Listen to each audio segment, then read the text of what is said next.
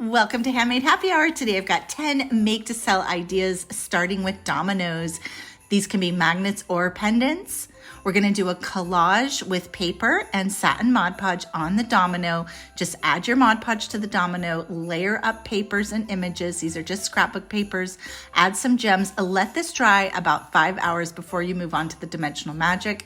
Do a top coat of Dimensional Magic, and when it dries after 24 hours, you've got that really cool glass-like finish. All right, let's do a salted candle. This is so simple, and these look so cute out on a table.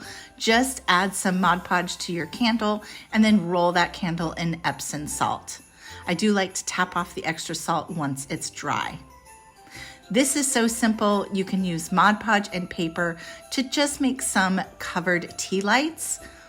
This works on these little battery tea lights. We use Mod Podge to add that paper. Super simple, fun idea. All right, Clothespin Dolls. These are one of my favorites. I've been making these since I was a kid.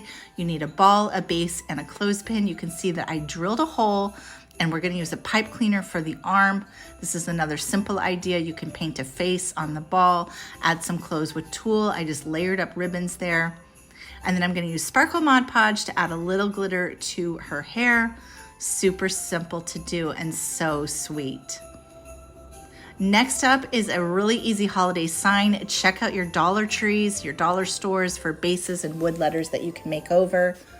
These you can either paint like we did here, or if you want to Mod Podge it, I just want to show you that technique of putting the paper over it, sanding the edge to create a rustic look. So easy, so simple. This is a tree banner. For this, I'm using fabric Mod Podge to glue the two fabrics together. I've got a canvas shape there, and then I've got just a burlap triangle. We're going to turn those upside down. I'm gluing down that M with some more fabric Mod Podge and adding a stick there. Can you believe this was a tuna can? So for this tuna can, I painted the background of it, and I'm using some craft clay.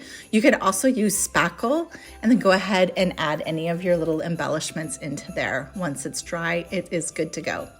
These are scrap papers that I've cut into strips, and I'm curling them up and then just hot gluing them onto a cone to make a really cute scrap paper tree.